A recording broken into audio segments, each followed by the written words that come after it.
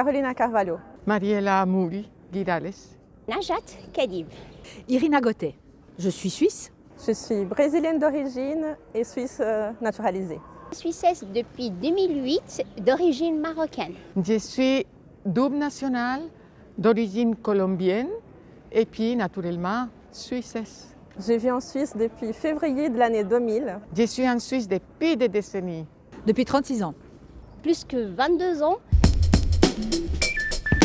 Je venais d'avoir tout juste 18 ans, c'était en 1992, et c'était la votation sur le référendum pour l'adhésion de la Suisse à l'espace économique européen. Malheureusement, ça n'a pas passé la rampe au niveau fédéral et c'était une grosse déception. C'était pour les élections brésiliennes en 2001, mais en Suisse, c'était en 2013. À ce moment-là, on demandait à la Confédération de promouvoir les conditions pour une vraie conciliation entre la vie familiale, professionnelle et formation. Cela avait été malheureusement refusé à l'époque. Je crois, si je ne me trompe pas, c'était pour les droits des travailleurs. Le 8 février 2009, c'est une votation cantonale. Ça concerne les modifications de la loi sur les impôts communaux et cantonaux.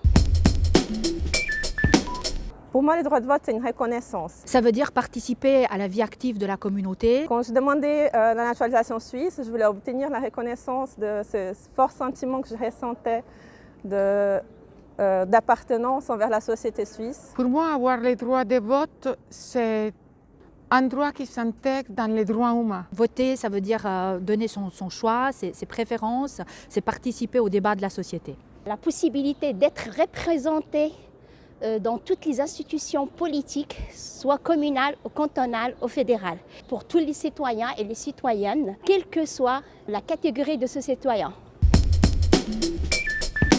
C'est vrai, on a gagné l'égalité de droit de vote, mais on ne va pas arrêter là. On doit continuer de se battre pour avoir d'autres égalités au niveau d'égalité de salaire. Pouvoir appliquer la loi sur l'égalité. On a dans les nouvelles générations et aussi dans ma génération énormément de femmes qui suivent des formations universitaires et je trouve que ce qui est très important c'est de pouvoir mieux les valoriser. Il faut qu'il y ait davantage de représentativité féminine dans les conseils d'administration et également dans les postes de cadres supérieurs. Donner le droit d'exister, de vivre ici avec dignité à toutes les femmes étrangères et hommes aussi. Je pense qu'il y a encore énormément de choses à faire pour une meilleure représentativité des minorités dans la sphère publique. Une des plus urgentes est l'élargissement des droits politiques aux personnes d'origine étrangère. Ces personnes contribuent fortement au développement économique et culturel de notre pays et leur présence ici est une richesse qui doit être reconnue. Ou bien aussi, c'est possible, une réelle représentation politique puisque les femmes ne représentent que 30% des parlementaires fédérales et cantonales. Alors d'abord, c'est l'égalité de droit de vote entre tous les citoyens et les citoyennes parce que je pense qu'il y a beaucoup des étrangers qui n'ont pas le droit de participer aux décisions sur des questions qui les touchent directement. Ce serait pour un congé parental long, très généreux et partageable équitablement entre les deux parents, y compris pour les familles homoaffectives. C'est vrai que les femmes, on a dû se reprendre à 2 reprises pour avoir le droit de vote au niveau national.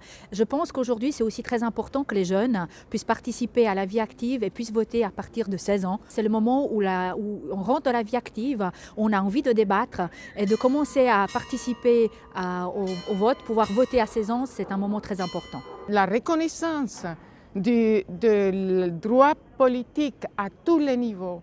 Ici, il y a des personnes qui sont de l'immigration, qui travaillent depuis 30, 40, 50 ans et qui ne peuvent pas voter au niveau ni cantonal ni fédéral.